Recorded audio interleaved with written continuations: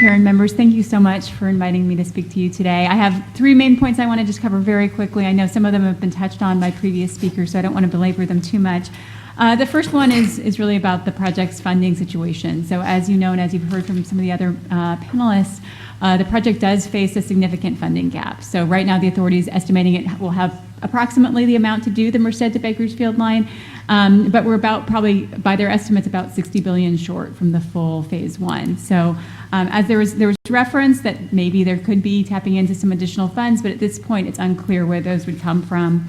And we do note that there is risk that this funding gap could grow. This project has experienced cost increases in the past, as you've heard, so that could be a problem, as well as there's some uncertainty about the federal funds. We've talked a little bit about that, but the federal government has raised the possibility of withholding their $3.5 billion and rescinding those funds. So the second main point I wanted to make, which has been touched on as well, is that really the legislature has various options for moving forward. So certainly Merced to Bakersfield is one. I think this is a really very helpful and productive conversation to have about whether that's the approach the legislature wants to take, or whether it wants to fund something else. So you could fund a smaller portion, this initial construction segment, tie it in. You could do a longer section. You could do electrified rail, as we've talked about. You could do diesel. You could do some other alternative technology as well that there's been piloting of other types of technology. So there's a wide range of things that could be considered. We think that those conversations are really productive and are very happy that they're taking place. And then the final point I just wanted to make is that we think this is really a critical decision point for the legislature. The legislature is going to move forward as currently planned. We think sort of the sooner the authority has that certainty, the better. And if not, really making this choice now rather than later, I think is also very valuable. So the authority, for example, has indicated that they may move forward with property acquisitions as soon as next year. Additionally, they have plans to move forward with a track and systems procurement, we understand, in the summer. So that will be a pretty significant procurement. Will involve purchasing or the electrified track, having that contract in place, and also a maintenance contract as part of that as well. And so, for example, if the state were to move forward with that contract, and if it were to move forward with these property acquisitions, it's going to make it probably a little bit more challenging for the state to change course in the future if that's the decision the legislature makes at a future date, for example. So we think it's really, really important and really good that we're having these conversations now. They're not easy conversations. There are a lot of trade-offs, as we've discussed. But we think it's really valuable to have this back and forth and really think through what is best for the state. There are these kind of competing things, even within Prop 1A. So there are a lot of different perspectives on that. But really appreciate you having me here, and I'm happy to take any questions. Thank you. Assemblymember Friedman, any questions? Lewis Thompson. Mr. Chairman, Assemblywoman Friedman, I appreciate being here today too. Thank you for the invitation. I'll try to be brief, save time for questions as well. I do want to make a couple of brief points. First, I am concerned that at the high level of this discussion that we not forget that we've got to build tracks between Madeira and Poplar Avenue, period. That is the requirement of the federal money, and that is, if we do not do that, we expose ourselves to a real liability. Especially if the current administration is reelected. I think they will do no favors to California, and if we expose ourselves, they'll be happy to have that happen. Our letter in this regard, our letter of the August the 23rd expressed a concern about the proposal by the authority to issue a single contract that will cover essentially everything from here to San Francisco. We think that poses a real danger to the simple job of getting the track work done. So this should be considered very carefully, and I think a real deliberate decision should be made.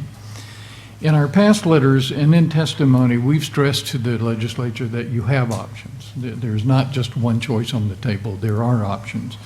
Apparently right now, the two options that you're looking at would be one, to have a kind of a conventional system in the Central Valley and then shift money to the ends, as opposed to having the full high-speed system from Merced to Bakersfield and focusing on that. In summary terms, the advantage of the fully electrified approach is that you would build high-speed rail and you would demonstrate trains traveling at high speed. But I think it would be less logical to do this unless this also implies a full commitment by the state to finish the system. It would not make a lot of sense to commit to building just high-speed rail in the Central Valley without being committed to going on from there and finishing the system.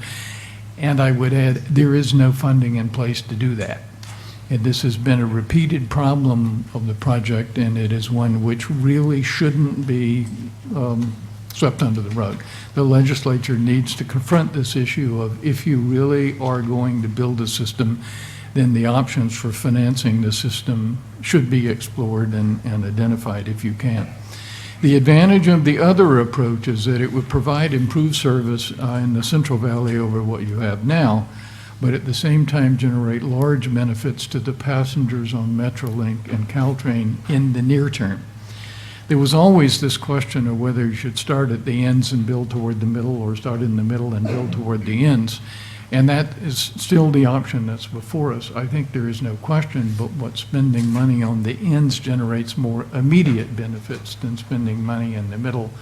In the long run, it doesn't matter as long as you're committed to finishing the system. In any event, there are uncertainties in both options, including cost, schedule, and scope. There is still a wide range of variation on expected cost, of times to complete, and there will be wide variations on demand forecasts, no matter who does them and how they do them. The data do not exist, and this is a greenfield situation by and large that we're facing, so whatever is done will be subject to real uncertainty. I think, therefore, we should focus on this fact that if we get the ARA work done on time, there is no reason to be in a hurry about the other decisions that need to be made. We can take our time, we can have the options defined carefully, we can be sure that the numbers are as good as they can be, and we don't have to deal with qualitative arguments. That always concerns me. I want to see the best engineering and the best economic analysis in quantitative terms. I want it all in one place before I would recommend to you that you make any decision at all. Thank you, Mr. Thompson, and I too look forward to the quantitative analysis. If there are no questions, I'd like to now move on to Ms. Mortensen. Thank you, Mr. Chair and Member Friedman. The ETO and I have a running joke about this process becoming a beauty pageant, and we always feel like we might not be the most beautiful contestant when all the scores are in. We have to make light of it because it's a difficult thing looking at moving money around the state and competing for it in a non-traditional way. This isn't usually how we go about the funding process. I represent both the ACE service and the San Joaquins. I've managed ACE for 21 years and the San Joaquins for just under 5. Worked side by side with all of the CEOs of the High-Speed Rail Authority since Mehdi Morshed, worked side by side and frankly outright challenged them at times. And in full disclosure, I voted no on the high-speed rail bond, not because I didn't think it was a worthwhile project. I'm a traffic engineer who has moved to really understand the benefits of rail and its transformative nature, but I worried exactly this would happen and California would struggle to pull it off. And, you know, I grind my hands and have a battle of conscience all the time in my role on this, on the peer review group, and then as managing the services. And then after the voters did vote for it, I feel an obligation as a professional to pursue that, even though personally, you know, I had my doubts.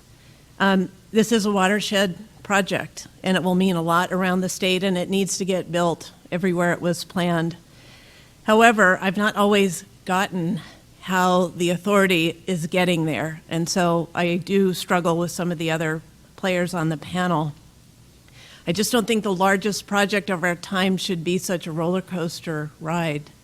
Back, I can't even remember now, the first time we switched and zigged and zagged, my region was a little dismayed because the first connection was going to be built to Southern California, but Dan Levitt and I ramped up our region to be excited about that. A connection to Southern California from the Valley was important. It was one of the 2 other legs of our stool. Bay Area, Sacramento is one, Southern California is another, economically, for family. And so we rallied around that choice, and we had our region support the High-Speed Rail Authority. But we zagged again. Now we're not going down south, we're going to the west. And we pulled our straps up right down, and we got everyone to support that move because it might be affordable and we would get there sooner. But with every zig and zag, the public confidence has eroded. And so when I sit here now and hear, the really difficult discussions we're having, I worry about another turn in the direction and how we carry this out. If this is the model, we zig and zag at so many turns. Not that improving other rail systems wouldn't be great for the state. I would love to ask for the money for the ACE or the San Joaquin routes, but we got some of that supplemental funding through the other state sources, and I'm hoping, and I would work very hard to make sure these other urban players are first in line for some of these other resources. But I worry that it wouldn't advance high-speed rail in the same manner, and to your points about, do we have a specific goal about that? I think that needs to be explored further. We have some very purist ideas about how to do it, and then instead of like a middle idea, we jump to another purist side, and I think there is a middle that we could get to. I do believe we could demonstrate high-speed trains and do run-through trains. It's not the model that we've pursued. It's not the model some people prefer. I think it's possible, and I think it's worth exploring if it lets us do some of the other things that my colleagues would like to see. I think Merced is a deal breaker. I think you have to have one of the ends. This is my professional opinion. One of the ends of this system has to be robustly connected. I think I could fudge a little bit on the southern portion. A lot of that is bus connection from Southern California, notwithstanding the importance of my cities in the Southern Valley. I think we could keep some non-competitive San Joaquin service for them. But I think Merced being connected at that jumping off point in Northern California, I think that's critical. It'd be very hard for me to support something that doesn't have that. I think one of the ideas we've come up with the early train operator is combining the systems. I'm intrigued about the Virgin concept, and I have reached out to them. If there's a way to take ACE and the San Joaquins and whatever operates on this first segment and Virgin and the buses that go to Southern California, is there a way to package that where that's attractive from the private sector, something much more to manage, more fungible to move your expenses and revenues around? The private sector has expressed some interest, but that takes a lot of coordination and a full section being built. I would just say, having sat here since the bond was passed, and I have very good muscles from wringing my hands over and over, something has to change. We need a serious look at how we're going to get there. It really takes the legislature to make a commitment. Lou is right. We've said that for years. There has to be a commitment that we're going to do it, or we end up in a place where we just have to go to a building block. So I'm happy that you asked for my impression on this issue, and happy to answer any questions if I can help. Yeah, Senator I'm sorry. Member? I didn't understand when you said that you had to have the jumping off point and that was a deal breaker. I don't understand what's the deal breaker for you. Can you? So- I'm sorry. I don't understand what point So I you're think making. Merced, from the Northern California perspective, is a place where there's enough transit connectivity and planned initial bus service we're starting bus service to San Jose from Merced in anticipation of high-speed rail getting there. It's got the A service, it's got the San Joaquins, it's got a lot of the connecting bus to the coast and to the Yosemite National Park.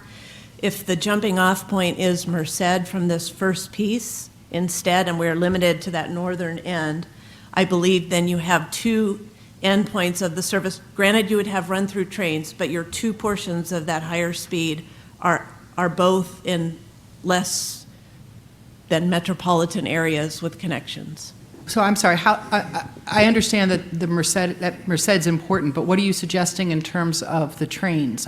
Can you bring this down a little bit for me as someone who's not a? Yes. I don't do this every day. This Sure. isn't. So if you look at the map, I'm suggesting the piece that the High-Speed Rail Authority is building right now, the piece that they complete on the northern end, they complete to Merced. Right. And then that's the end of the sentence. To be clear, Yes. Ms. Friedman. Deal breaker meaning that is an essential. Ms. Friedman, Maybe this helps. Our current northern termination point is Madera. And so what she's advocating is, a deal breaker for her is it's got to go to Merced. It's got to go all the way It's to gotta go to Merced. Merced. Right. That's the place of, Right, regardless of whether it's the 200-mile-an-hour train or the 125-mile-an-hour. You weren't opining about that? Correct. Just, okay, that's what I wasn't clear And I about. might add, there's very little dispute about that conversation. It's this question of what's the system. With that, I'll now move on to Ms. Wiggins, CEO of Metrolink. Good afternoon, Mr. Chair, Assemblymember Friedman. Thank you for the invitation to appear before you at this oversight hearing. I am Stephanie Wiggins, CEO of the Southern California Regional Rail Authority, known as Metrolink. We operate over 538 route miles and provide mobility and connections to people in our 6 counties of Los Angeles, Orange, Riverside, San Bernardino, Ventura, and San Diego. 85% of the riders on our system are choice riders who have access to a car, and the average trip length is 36 miles one way. Given those facts, we are excited to have achieved record ridership of 11.9 million boardings in fiscal year 2019. Our record comes on the heels of 5 years of consistent ridership growth at a time when many transit systems have plateaued or seen declines. Our ridership represents a 28% reduction in traffic volume during peak hours. That's the equivalent of 2 parallel freeway lanes. Last fiscal year, Metrolink removed 9.3 million car trips off Southern California roads, eliminating over 130,000 metric tons of GHG emissions in our air basin. That's the equivalent of carbon captured by 153,000 acres of forest. The health of our region can't wait. I started my time at Metrolink with a commitment to double ridership in 5 years. That means that we want to eliminate nearly 20 million car trips from our congested roads. The question is, how do we get there? First, we are evolving our culture to focus intently on the customer. In January, I made a commitment to bring Wi-Fi to Metrolink. That's the most requested amenity by riders over the last decade. Just last week, we launched our first Wi-Fi test train in partnership with AT&T at no cost to Metrolink.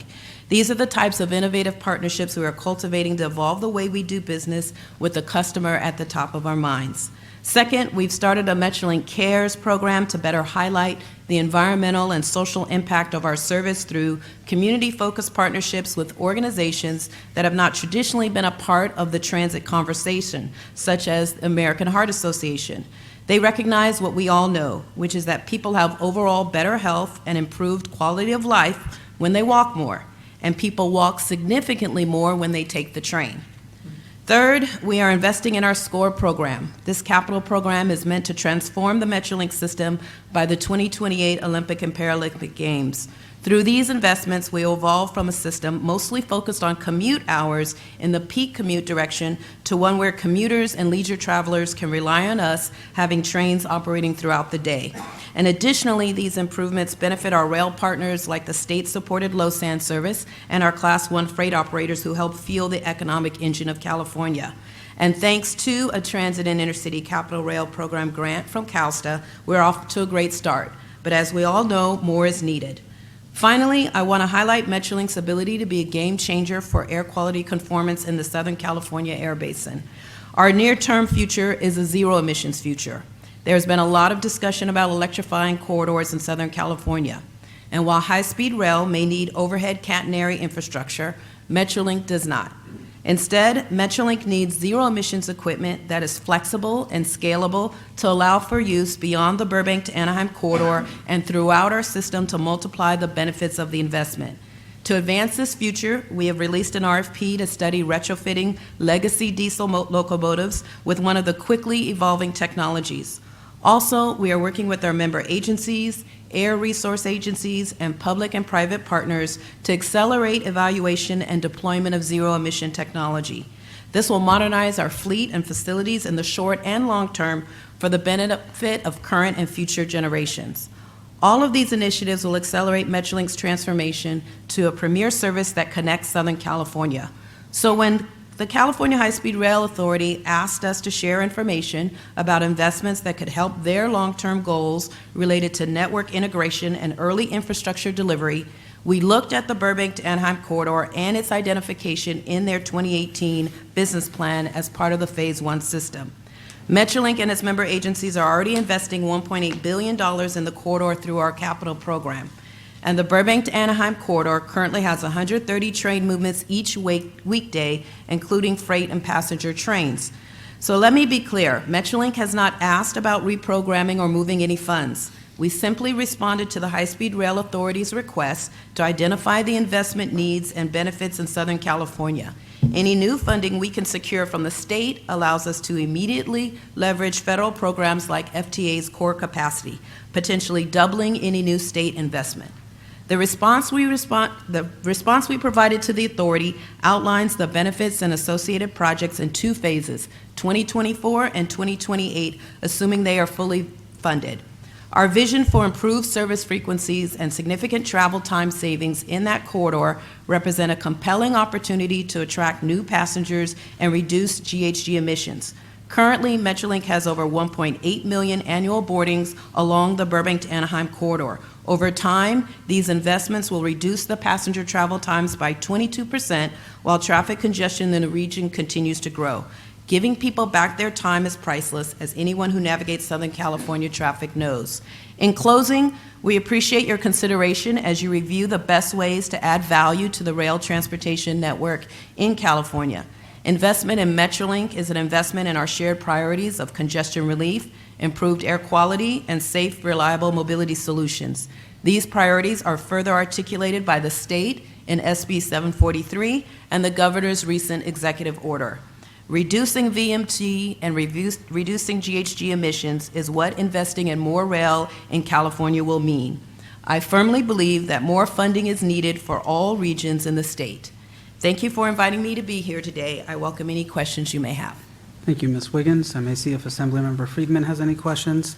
If not, in respect to the public who has come here to testify, I will have Director Kelly close this panel, and then we will take public comment.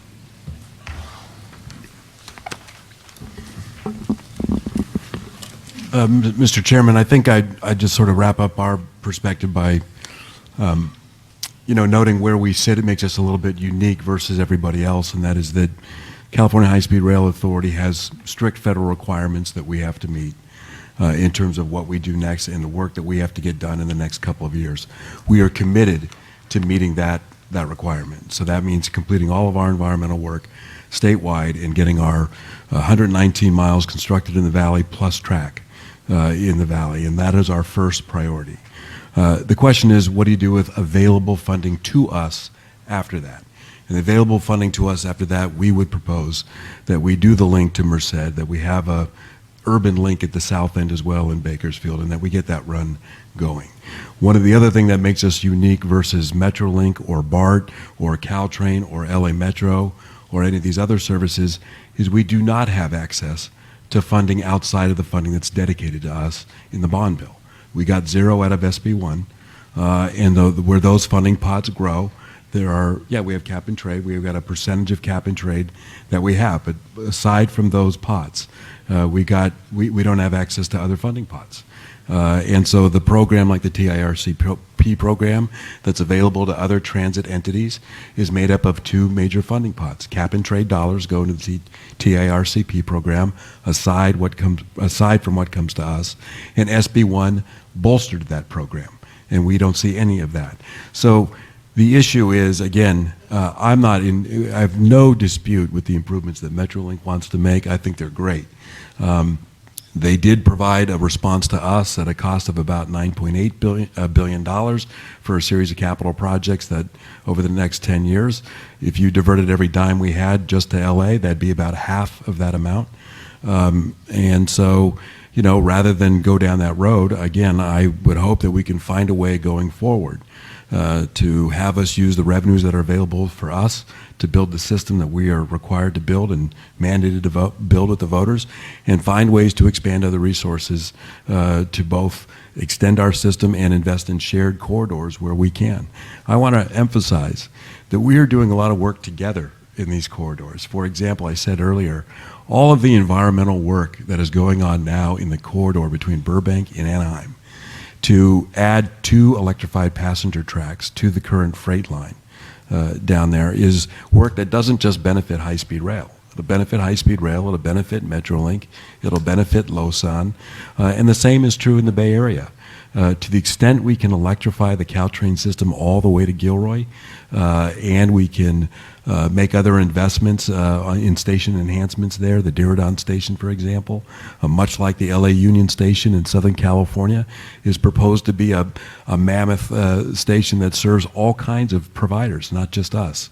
So there's great opportunity to do things together. What I'm hopeful is that this conversation can move from, let's take money that are fairly walled off in terms of who has access to them and find ways to look at how we can enhance that pie, grow that pie, and assure that we can grow both Metrolinks of the world and allow us to build truly electrified high-speed rail, the first state in the nation to do that.